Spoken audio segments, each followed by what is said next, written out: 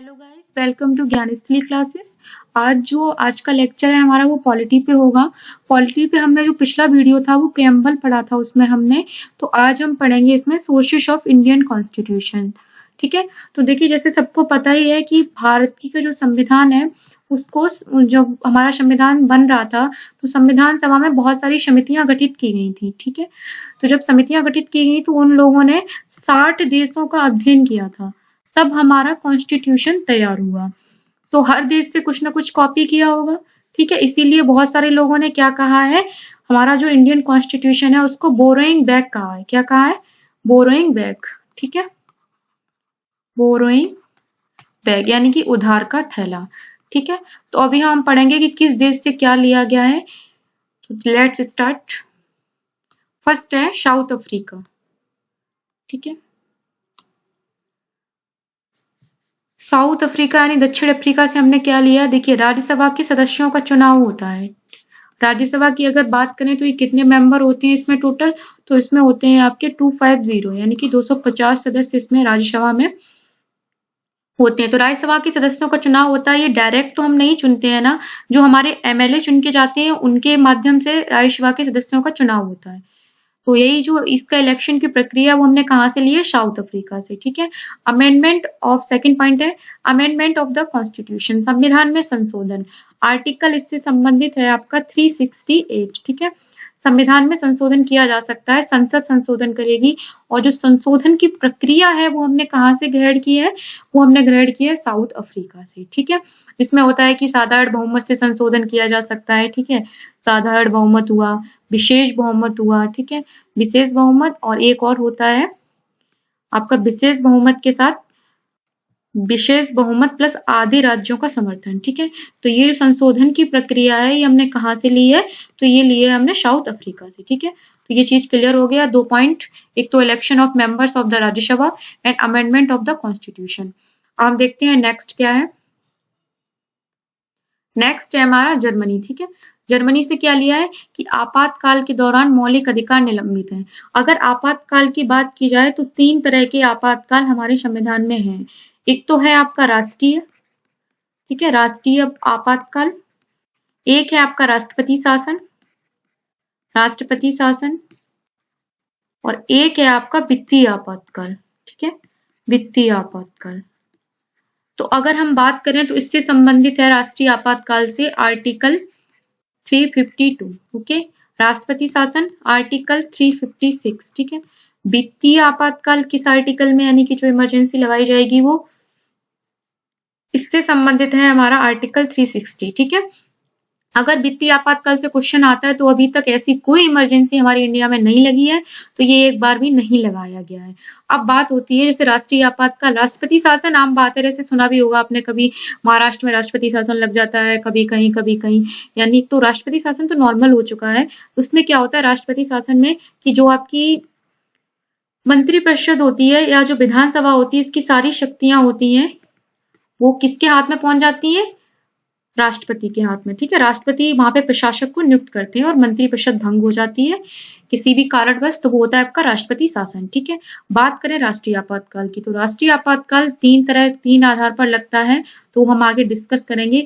लेकिन राष्ट्रीय आपातकाल के समय आर्टिकल 358 ये बोलता है कि जो हमारे फंडामेंटल राइट हैं, फंडामेंटल राइट किस पार्ट में है? पार्ट 3 में। ठीक है, तो वो सारे फंडामेंटल राइट कैसे हो जाएंगे? निलंबित हो जाएंगे, यानी कि उस टाइम पे उन पे प्रतिबंध लगा दिया जाएगा जब इमरजेंसी की सिचुएशन होगी। लेकिन 2 ऐसे राइट हैं जो नहीं होते, एक मैंने बताया था, एक तो आर्टिकल 20 और एक आर्टिकल 21। तो ये था जर्मनी से संबंधित जो मैंने बता दिया कि आपातकाल के दौरान मौलिक अधिकार निलंबित होते हैं। तो ये हमने कहाँ से लिया? जर्मनी से लिया। हम चलते हैं अपने नेक्स्ट पे, यूएसएसआर। ठीक है, यूएसएसआर न्यू रशिया। ये क्यों? क्योंकि यूएसएसआर पहले था लेकिन इसका 1991 में विघटन हो जाता है और ये 15 देशों में डिवाइड हो जाता है जिसमें रशिया सबसे पावरफुल है। अगर हम बात करें कि हमने यूएसएसआर से क्या लिया था तो फंडामेंटल ड्यूटीज। ठीक है, तो देखिए इसको ऐसे समझते हैं, हर व्यक्ति को अधिकार दिए गए यानी कि मौलिक अधिकार है। ठीक है, आपको राइट है, आप कहीं भी घूम सकते हो। ठीक है, आप पे किसी भी तरह का प्रतिबंध नहीं लगाया जाएगा। जब आपने जब आपको स्टेट ने कुछ राइट दिए हैं तो आपका भी तो कुछ ड्यूटी बनता है कि स्टेट के प्रति आपको अपने अधिकार के प्रति, जब वो आपको अधिकार दे रहे हैं तो आपका भी तो कर्तव्य है कि देश के लिए कुछ करना, ठीक है। तो इसीलिए फंडामेंटल ड्यूटीज की बात की गई है। हालांकि ये हर किसी पे मतलब ये कंपलसरी नहीं है कॉन्स्टिट्यूशन के द्वारा। अगर तो ये फंडामेंटल ड्यूटीज हमने कहाँ से ग्रेड किए, तो हमने ये यूएसएसआर से ग्रेड किए हैं, सोवियत संघ से हमने इनको लिया है, ठीक है। तो फंडामेंटल ड्यूटीज पूछा जाता है तो वो किससे लिया है, यूएसएसआर से। यही एक क्वेश्चन पूछ लिया जाता है कि किसकी सिफारिश पे ली गई है, तो स्वर्ण सिंह समिति की सिफारिश पर, ठीक है। स्वर्ण सिंह समिति गठित हुई थी, उसने जब सिफारिश की थी तब हमने इसको ग्रेड किया था यूएसएसआर से। अब हम चलते हैं अपने नेक्स्ट पे, ये सबसे इंपॉर्टेंट है। यूएसए से हमने बहुत कुछ ग्रेड किया। देखिए फर्स्ट है कि इम्पीचमेंट ऑफ प्रेसिडेंट, राष्ट्रपति का महाभियोग। आर्टिकल जो 61 है कॉन्स्टिट्यूशन का, वो किससे संबंधित है कि राष्ट्रपति पर महाभियोग लगाया जा सकता है, ठीक है। तो ये हमने कहाँ से ग्रेड किया ये कॉन्सेप्ट, तो ये यूएसए से ग्रेड किया है। सेकंड वन क्या है हमारा, राष्ट्रपति और उपराष्ट्रपति के जो भी कार्य हैं, ठीक है, तो वो भी हमने कहाँ से लिया है, यूएसए से, ठीक है। सुप्रीम कोर्ट और हाई कोर्ट के जजों को हटाना, ये भी यूएसए से ही ग्रेड किया है। सबसे इंपॉर्टेंट फंडामेंटल राइट, ये किस संविधान से लिए गए, तो यूएसए के संविधान से लिए गए हैं। जुडिशियल रिव्यू, देखिए न्यायिक समीक्षा आपने बहुत बार न्यूज में सुना होगा। अब ये क्या होता है इसको हम समझते हैं। जैसे कि संसद है हमारी, संसद कानून बनाती है, ठीक है। संसद ने माना कि कोई ऐसा कानून बना दिया है जिससे कॉन्स्टिट्यूशन में जो प्रावधान है उनका उल्लंघन होता है, तो अब कोई ना कोई तो होना चाहिए जो संसद पे ये देख सके कि संसद द्वारा बनाया गया कानून लोगों के हित में है या नहीं है। तो जो हमारी न्यायपालिका है उस कानून का रिव्यू कर सकती है, ठीक है, ये उसको अधिकार है।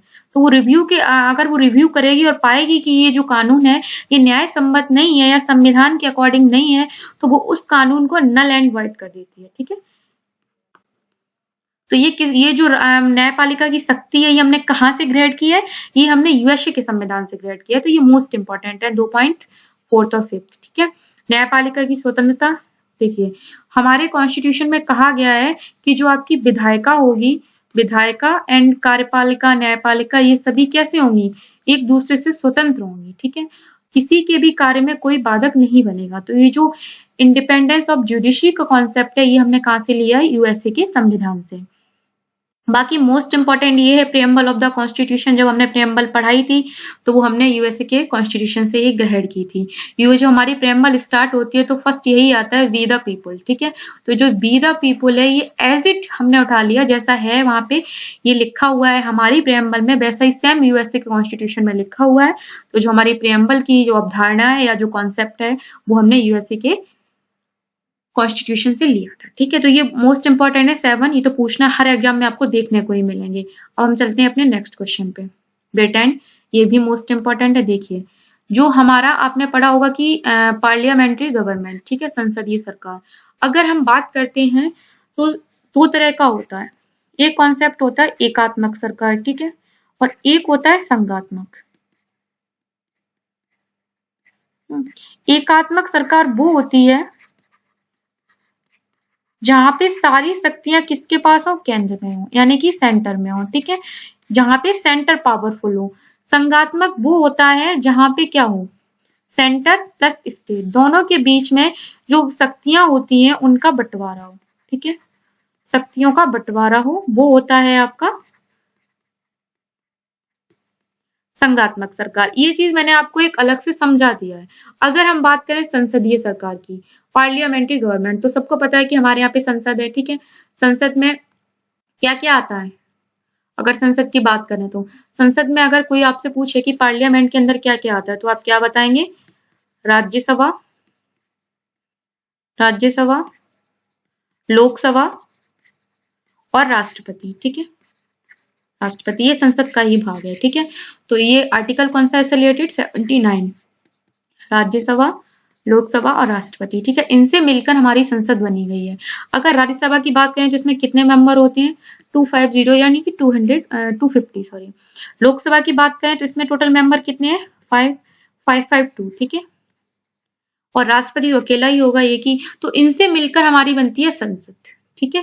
तो यहाँ पे भारत में जो संसदीय सरकार का कॉन्सेप्ट है ये हमने कहाँ से लिया है, ब्रिटेन से, ठीक है। अब बात करेंगे हम विधि का शासन, रूल ऑफ लॉ। हर चीज को एक तरह से हम तोड़ मरोड़ के ही पढ़ेंगे, उसका पूरा पोस्टमार्टम करेंगे। अगर हम बात करते हैं रूल ऑफ लॉ की, तो देखिए क्या होता है। जैसे आपने सुना होगा कहीं भी बोला जाता है कि कानून सर्वोच्च है, कानून सबसे पहले है, ठीक है। उसके बाद कौन है, राजा या प्रजा, ठीक है। तो कानून ही सर्वे सर्वा है, रूल ऑफ लॉ की अवधारणा यही कहती है, ठीक है। कानून के अकॉर्डिंग ही हमें चलना होता है, कानून से बढ़ के आप जो हमारे कॉन्स्टिट्यूशन में विधि बनाई है उससे बढ़ के कोई नहीं है। तो ये जो कॉन्सेप्ट हमने लिया है ये हमने ब्रिटेन से लिया है, ठीक है। अगर अब बात करते हैं हम इसकी विधायी प्रक्रिया की, तो देखिए जब आपने देखा होगा कोई भी विधेयक आता है तो वो ऐसे ही बन के नहीं वो हो जाता है कि हाँ बस पास कर दिया, कुछ भी कर दिया, तो उसकी एक प्रक्रिया होती है, ठीक है। जैसे कि कोई विधेयक आया आपका लोकसभा में, ठीक है, फिर वो लोकसभा से पास होगा, लोकसभा से पास होने के बाद आप आता है आपका राज्यसभा में, ठीक है। राज्यसभा से भी अगर पास हो जाता है, ठीक है, तो फिर वो किसके पास जाता है, राष्ट्रपति के पास, ठीक है, प्रेसिडेंट के पास, ठीक है। अगर हमारे राष्ट्रपति महोदय उस पर हस्ताक्षर कर देते हैं, यानी कि साइन कर देते हैं, तब वो कोई नियम या कानून बनता है, ठीक है। तब वो विधेयक है वो कानून का रूप ले पाता है। ये एक लंबी प्रक्रिया चलती है, ठीक है। आपका विधेयक राज्यसभा में भी आ सकता है, अगर मनी बिल हुआ तो वो सिर्फ लोकसभा में ही आएगा।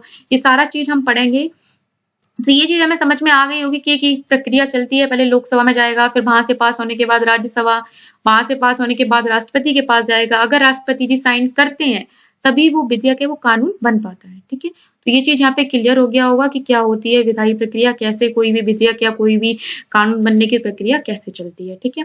अगर हम बात करें सिंगल सिटीजनशिप की, हमारे यहाँ पे एकल नागरिकता का ही प्रावधान है। एकल नागरिकता से तात्पर्य ये है कि हमारे यहाँ सिर्फ ऐसा नहीं होता, जैसे यूएसए की बात कर लो तो यूएसए में जो दोहरी नागरिकता का प्रावधान है, यानी कि वहां के नागरिक को पहले सेंटर की यानी कि केंद्र की सिटीजनशिप लेनी पड़ती है और फिर आपकी स्टेट की सिटीजनशिप लेनी पड़ती है। लेकिन हमारा जो देश है उसमें ऐसा कुछ भी नहीं है, आपको सिर्फ एक ही नागरिकता लेनी है, सेंट्रल और स्टेट का ऐसा कोई प्रावधान नहीं है। तो यहाँ पे हमें ये चीजें समझ में आ गई होंगी कि संसदीय सरकार हुआ, विधि का शासन हुआ, विधायी प्रक्रिया हुई, एकल नागरिकता, ये सभी हमने कहाँ से लिए हैं, तो ब्रिटेन से। अब हम चलते हैं अपने नेक्स्ट टॉपिक पे। अब है गवर्नमेंट ऑफ इंडिया एक्ट, यानी कि भारत सरकार अधिनियम। ये हमारा मोस्ट इंपॉर्टेंट है क्योंकि हमने अपने कॉन्स्टिट्यूशन का जो 70% है ना वो इसी एक्ट से ग्रहण किया है, ठीक है। जो ये कब आया था, 1935 में, जब अंग्रेज हमारे यहाँ पे थे तो इस एक्ट को लाए थे और उसी एक्ट से हमारा 70% यहाँ से ग्रेड हुआ है, गवर्नमेंट ऑफ इंडिया एक्ट। अब ये आ गया फेडरल सिस्टम, जो मैं आगे समझा चुकी हूँ कि फेडरल सिस्टम वो होता है जहाँ पे शक्तियों का विभाजन सेंट्रल और स्टेट के मध्य होता है, ठीक है। तो दो सिस्टम होते हैं, एक तो फेडरल सिस्टम और एक होता है आपका यूनिटरी सिस्टम, ठीक है, यानी कि एकात्मक, ठीक है, जहाँ पे क्या होगा, सिर्फ सेंटर स्ट्रॉन्ग होगा और स्टेट के पास पावर नहीं होती है। जबकि हमारे यहाँ पे क्या है, हमारे यहाँ पे है फेडरल सिस्टम, ठीक है। अब अगर हम बात करें राज्यपाल का पद, तो आर्टिकल है आपका 153। तो जो राज्यपाल के पद की अवधारणा है ये भी हमने भारत सरकार अधिनियम से ही ग्रहण किया है, ठीक है। अब थर्ड पॉइंट है हमारा लोक सेवा आयोग, सभी लोगों ने सुना होगा, जैसे यूपीएससी, इसका जो प्रावधान है वो है आर्टिकल 315 में, ठीक है। अगर आप सबने सुना होगा तो होता है यूपीएससी हुआ आपका है, एमपीपीएससी हो गया और आपका यूपीपीएससी हो गया, ठीक है। तो जो ये चीज आ जाती है ना जहाँ पे पीएससी लग जाए तो वो स्टेट की जॉब्स हो जाती हैं, ठीक है। वो जो सरकारी जॉब्स होती हैं वो स्टेट की हो जाती हैं, लेकिन जो यूपीएससी है ये किसका होता है, डायरेक्ट सेंटर का, ओके। तो जो ये अवधारणा ही हमने कहाँ से ली है, तो ये हमने लिया है लोक सेवा आयोग, राज्यपाल का पद, फेडरल सिस्टम, जहाँ पे फेडरल सिस्टम क्या होता है, जहाँ पे जो पावर्स होती हैं वो सेंट्रल और स्टेट के बीच में डिवाइड होती हैं। तो ये कुछ इंपॉर्टेंट चीजें जो मैंने बता दिया, ये गवर्नमेंट ऑफ इंडिया एक्ट बहुत महत्वपूर्ण है। अब हम चलते हैं अपने नेक्स्ट पे। नेक्स्ट है हमारा आयरलैंड। आयरलैंड से हमने क्या ग्रहण किया है, directive principle of state policy, ठीक है। इसका मैंने बताया था कि आपका जो आर्टिकल 36 से 51 हमारे ये डीपीएसपी दे रखे हैं, इनके बारे में भी हम आगे पढ़ेंगे, ठीक है। अब देखते हैं राष्ट्रपति के चुनाव की विधि, method of election of the president, ये भी हमने आयरलैंड से ही लिया है। राष्ट्रपति द्वारा जो राज्यसभा सदस्यों का मनोनयन, ठीक है, जैसे कि देखो 12 सदस्य है वो राष्ट्रपति राज्यसभा में मनोनीत करता है, ठीक है, कितने 12, ये पूछा जाता है। आर्टिकल कौन सा है इससे, तो आर्टिकल 80 रिलेटेड है। ओके, अब ये देखो एक चीज और मैं यहाँ पे बता देती हूँ कि जो 12 सदस्य हैं ये किस किस डिपार्टमेंट या किस विभाग से संबंधित होने चाहिए। एक तो होता है आपका समाज सेवा, जिसने सोशल वर्क किया हो, समाज सेवा, साहित्य, लिटरेचर, कला और विज्ञान, ठीक है। तो ये 12 सदस्य हैं आपके जो राष्ट्रपति जी हैं, ये मनोनीत करते हैं राज्यसभा में। तो राज्यसभा के टोटल मेंबर कितने होते हैं, 250। इसमें 12 सदस्य हैं वो किसके द्वारा मनोनीत किए जाते हैं, राष्ट्रपति के द्वारा। आर्टिकल 80 है। तो ये आपको मैंने इंपॉर्टेंट चीजें बता दी है। अब हम चलते हैं अपने नेक्स्ट पे। इतना ही था इस वीडियो में, जो इम्पोर्टेंट मुझे लगा वो मैंने आपको सब कुछ समझा दिया है। ये सारी चीजें हम और अच्छे से पढ़ेंगे, ठीक है। So thank you very much, जुड़े रहिए, लाइक कीजिए, शेयर कीजिए and comment also. Okay, like, share.